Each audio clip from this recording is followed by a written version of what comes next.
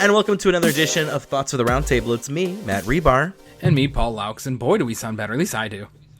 Oh my god, we went from sounding like gravelly, like mountain rocks just slamming against each other to like, not like the best spring water, but like definitely at least Dasani.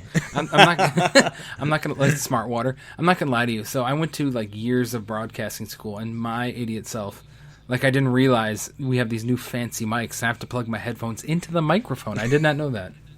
Well, it was funny because when you mentioned to me, you're like, I'm having mic issues. It's identifying my mic as a speaker. And I'm like, that's just so weird. Like, I've never heard of that. Well, I hadn't either because, you know, to be honest, I've never really had that nice of a microphone. I've always just used the ones at studios. But so I finally get this nice one. And I've never had a microphone that I actually had to plug my headphones into. So, hey, what are you going to do? Technology. But like that, I was going to say, it's like COVID-19. The more you know. Like, hey, we're in this position and... I mean, you're learning things every day, so... Funny story real quick. So, yeah. Do you believe that, like, Amazon and all that are listening to you? Do you ever believe that?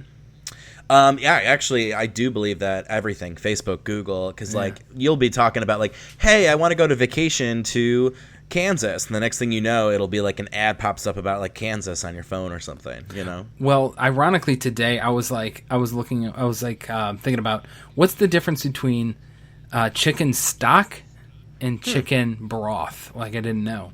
And so I personally didn't think there was a difference. And so I literally Googled the word R. I put A-R-E into the Google thing, and it finished. It was the, is there like a difference between, like, I was like, oh my God, come on now. Do you think it's that popular of a search engine, though? Like, that people are actually searching that all the time? Dude, I literally just put in the word R. Like, oh, wait, just R? I put A-R-E in there. And it literally came back. It's like, are chicken stock and chicken broth different? I'm like, dude. Wow. Google, you bad boy. So that freaked me out. See, this is exactly why I'm like, Google, Facebook, Amazon. Like, we should get money for them using our data. I'm sorry. Like, I should get a check. Like, maybe it's like a couple $100 a month because they use my data for all their sales and all their, you know, campaigns and marketing. It's like, pay me for that. Like, you know, like, and people are like, well, that's kind of lazy, don't you think? You're not even doing anything. I'm like, they would not have access to this data without me. Yes, me living my life is work, first of all, and they're reaping off of my life. So yeah, pay me for it. But also at the same time, AI is dumb as hell. Like, one of my friends, it's such a weird age with this election going on, because one of my friends likes Joe Biden's page on Facebook. And he randomly got a message today from the actual, like, it looked like Joe Biden was messaging him personally, like the check mark and everything. But it was clearly just like horrifically coded AI bot.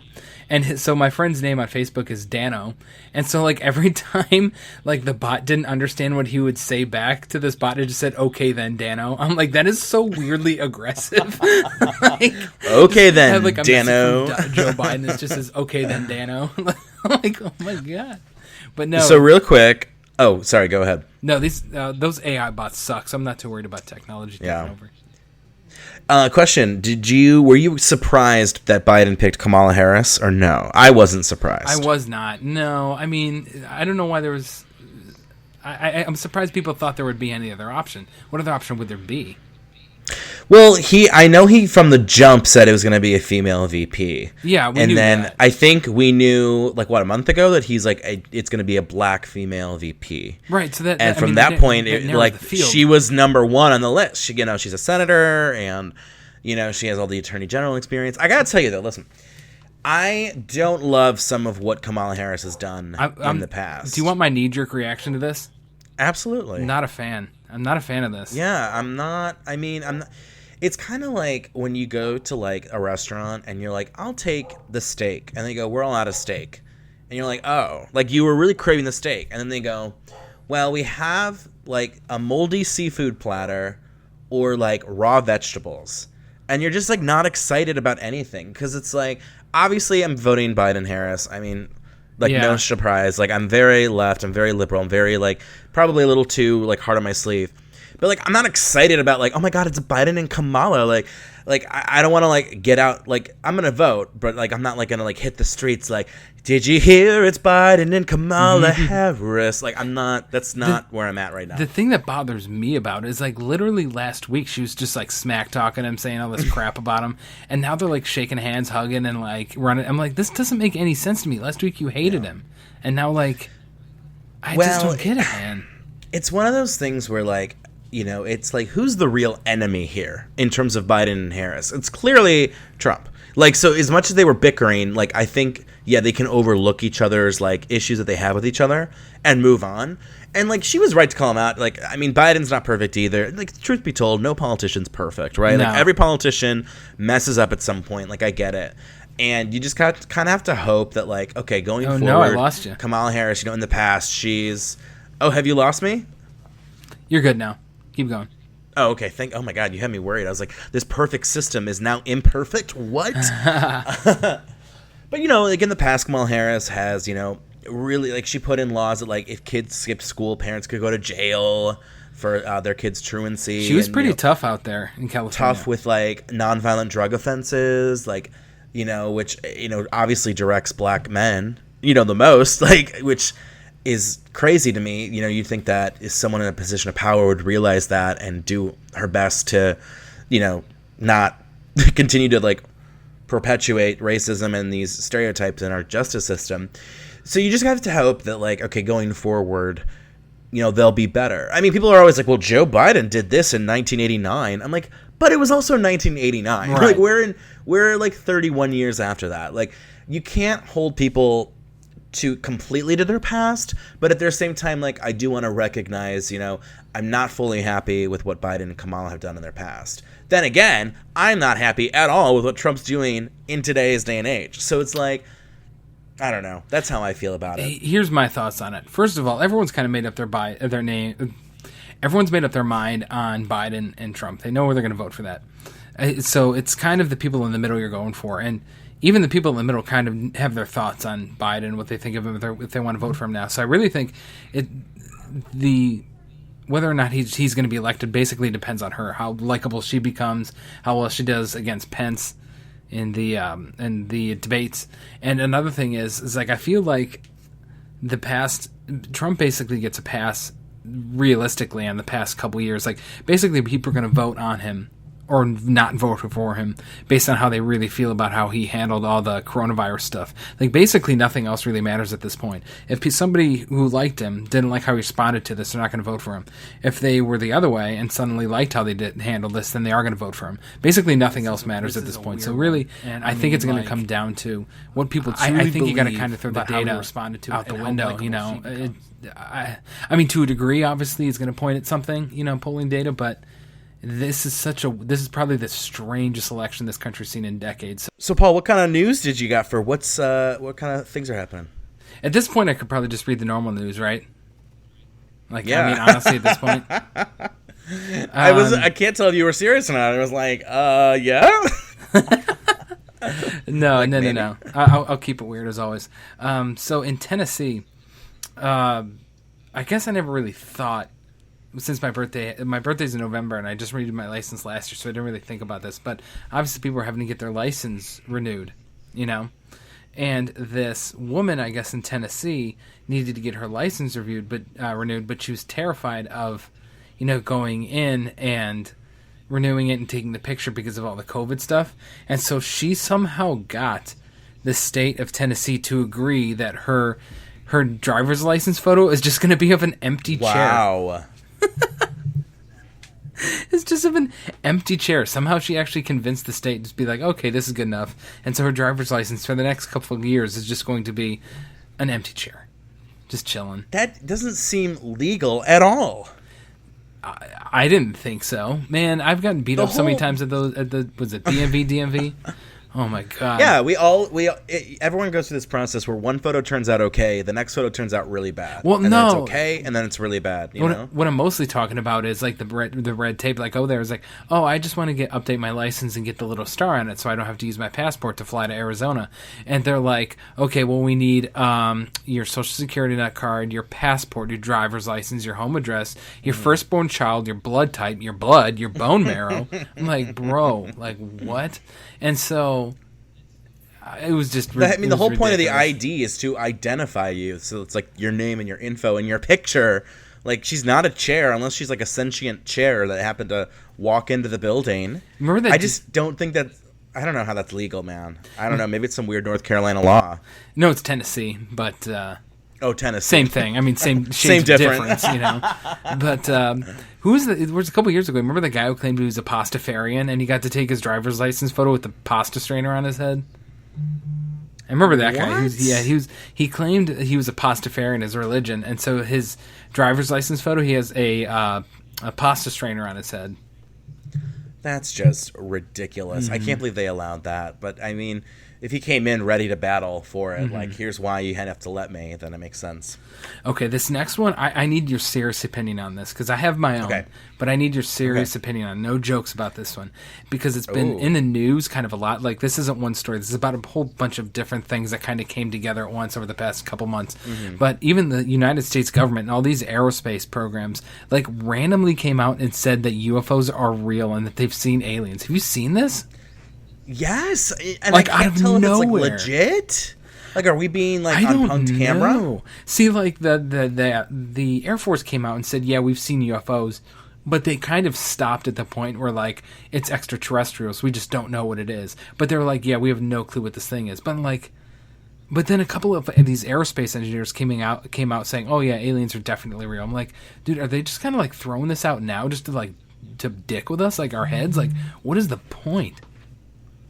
You know, I've always believed that there's other life forms out there, but like the chances of there being other life forms out there that are intelligent enough to break, space-time barriers in order to meet us at some degree, it feels like the likeliness feels low, if that makes sense. See, that's what I'm saying. Like, I can, because just playing the numbers, you have to assume that there's life out there, but granted that life can be like microorganisms. It doesn't even have to be like human. It could be like bacteria. Dinosaur age. Like, it could be, even like a post society that like has been wiped out. It can be, like I said, it can years, be viruses and bacteria. It doesn't even have to be like humanoid stuff.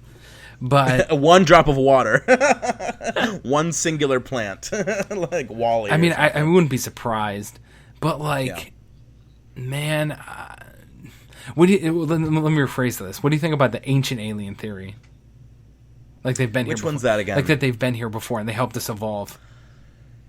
I mean, there's no evidence of that, and I feel like... Well, that depends on who you talk to, personally. Well, yeah, if I talk... Here's the thing. If there were... Like, let's say aliens were on this planet for many years before humans were around. Let's just say. Wouldn't there be some kind of, like, evidence that really is, like, could not be argued with? Not, like, speculative or not, like, well, there's this random small piece of bone that we can't identify. Like, there would be something to prove that, right? Not even like a human race. Like, I don't know. Like, they can't like have bleached the planet down and been like, bye. Right. My only rebuttal to that is if they are smart enough to get here, to break through space, to get to a new planet, maybe even a new universe. Obviously they're able to cover up their tracks. There's no way they're not. Mm-hmm. So if they're smart enough to get here in a spaceship, I'm guaranteed they're smart enough to like hide their traces. Unless we're stupid and we like see them, we just don't recognize what they are. I have to be honest though, like, then why are these people coming? Why are these people coming out and saying all this then? Here's the thing. I think that they're, I don't know. I'm like conflicted because like I don't want to be like Mr. Realism. But at the same time, like, okay, if aliens had existed on the Earth, there would have been something to show for it. Like, even a small piece to show that.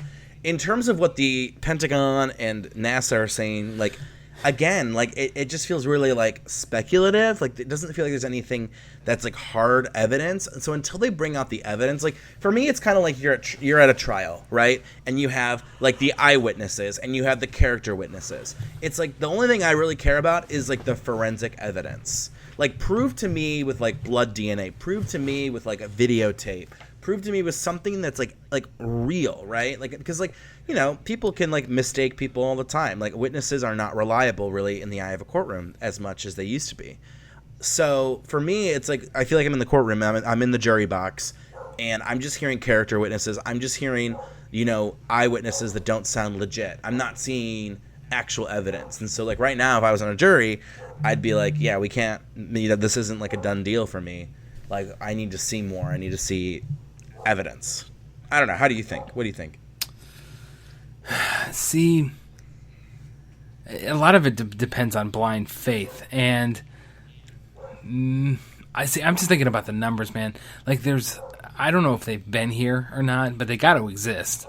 So now, if you believe they exist, you have to think about the percentage of, okay, what ones would actually get here. I don't know, man. You know, if I had to put my name in a hat, I'd probably say they've been here before. I would.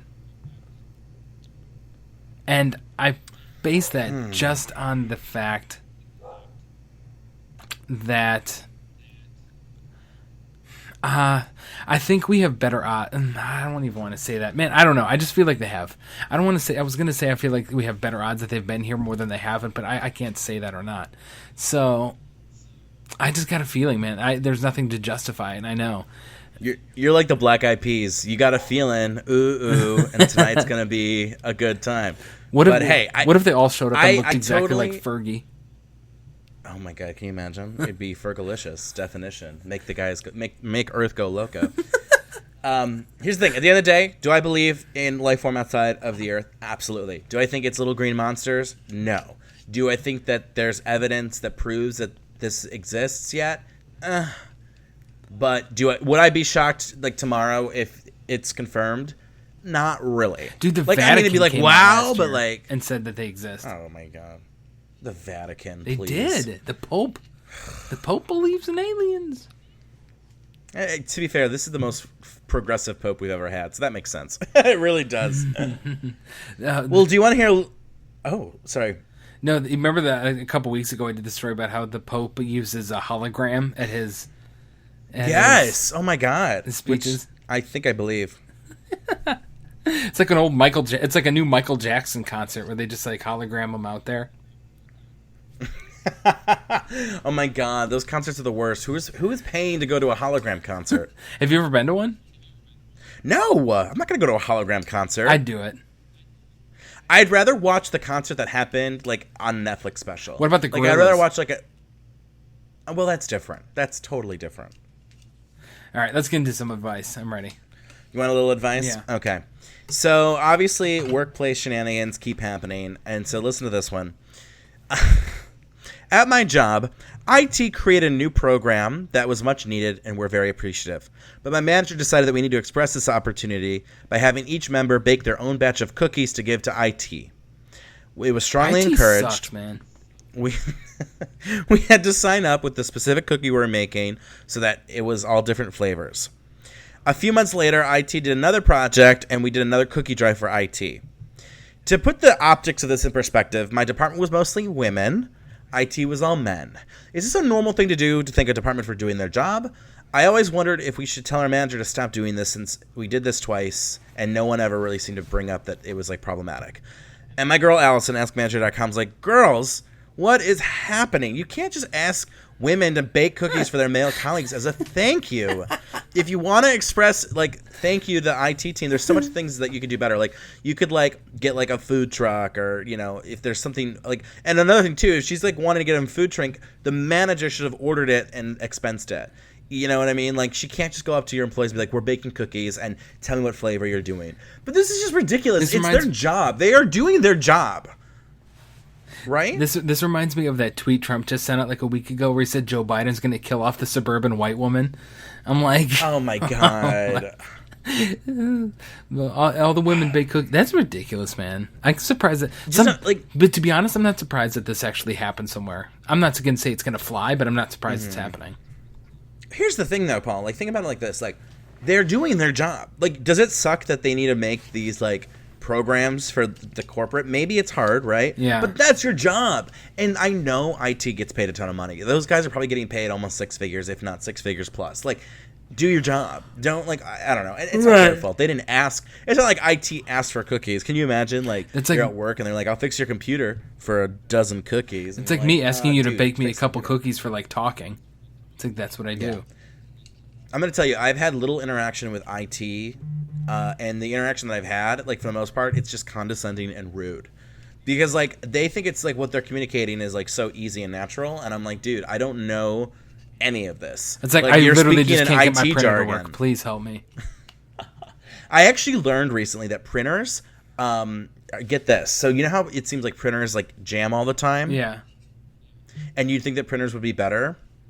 Well, the truth is, printers are faster than ever, and actually they don't jam as much, but because they print so much, it feels like they jam more than like what they used to jam in the past. Does that make sense? It does. Isn't that like weird to think about? I can't even get my printer to print because it's always like dead on ink somehow. You like give it fresh ink and it's like, no. Why do I need cyan? Shut up! I'm trying to print in black and white. I don't need cyan.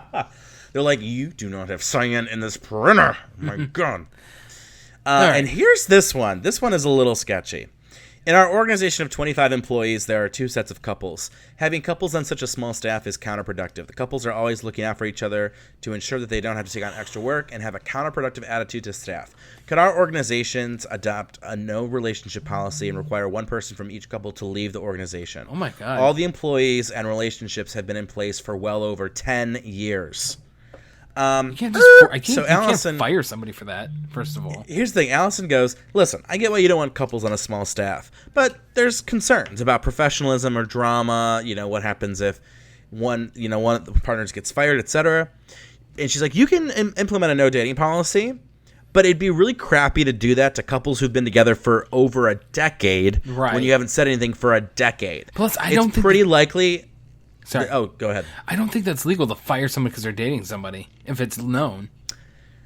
I don't think it's legal either in the sense that, like, unless it's in the contract prior. I mean, here's the thing. They could, if they're doing like a year-to-year contract, they could make up a new contract and then going forward do that. But, like, again, she kind of says, like, listen, like, your staff's can be pretty resentful. You can have a no dating policy going forward, although good luck with that. It usually drives dating underground. It tends to be seen by people as a major overreach by the employer. But your better bet is to manage the situation.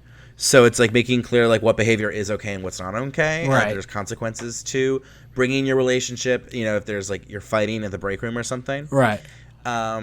You can also put an exception though. There could be a policy saying that you can't manage someone you're romantically involved with, or even be in their reporting line, which makes sense. And because allowing people to date subordinates, there's like a power structure, the favoritism, etc. Yeah. So that makes sense too. She's like, and if people violate that policy, then you should intervene on that. But in terms of like, and here's the note, ready? While it's generally legal in the U.S. to prohibit dating between coworkers and to require one of the parties to move on if a relationship forms, there are a few exceptions, such as in California, where courts have ruled that the state constitution provides broader privacy protection in employment matters. So check your state law. And I wouldn't be surprised if states like Ohio have conservative laws on this that like, you can fire anyone for anything. You know what I mean? Right. But can you imagine like you and Katie are married with a child and you've been together for let's say 10 years and your employer goes, you know what, we're not comfortable with that, so one of you needs to leave the company. That like wouldn't you both just be like, we're leaving, we're both gonna leave, even if we both find new jobs? Yeah, even if we did do that, like one of us left, the other one would just hate the company. I mean, seriously, you would just hate your. Yeah, I think both of you would leave. Both of you would look forward to leave. I mean, unless it's one of those things where, like, it's like, maybe it's like, oh, well, that's like gonna kickstart me to do something else with my life, right. Or, like I kind of didn't like my job anyway, but like Katie liked her job at the same company, but still, man, like whatever, that's ridiculous. All right, Matt, we got to break up this podcast because company rules. Can you think? I mean, this podcast has been going on for a year and a half now. That's a pretty long time. Has it really? Yeah, we've Man, done. I think. Do you want me to check the number of episodes we've dropped? We're Speaking almost of at 50, I think. I listened to the first episode the other day randomly, and it just made me cringe. It was cringy. Oh my god, that first season, man, was like we didn't know what we were doing a little bit. Like we were just Like kind we of do having now. like fun with Like we it, do but now. like now we're in a groove. Now we can't be stopped. Speaking Okay, of which, so I oh my guess god, we've had 40 published episodes. So this is episode 41. but should we talk about our little hint of things coming up? Ooh, do you want to? You know what? I think if people have stuck around at this point, we can tell them the hint. So if you want to go ahead and share the hint. Basically, what our idea is, we're going to get a little bit more storytelling. I don't want to bust it in too much, and pull back the curtain all the way yet. But basically, we're going to continue this and keep doing our little, weekly monologue. But at the same time, we're going to join forces with some people and maybe do a couple little lengthier stories. So a little maybe mockumentary. So we'll see how that goes. Yeah, we're really excited, and we'll probably talk more about it when the time is right. But until then, peace out. Later.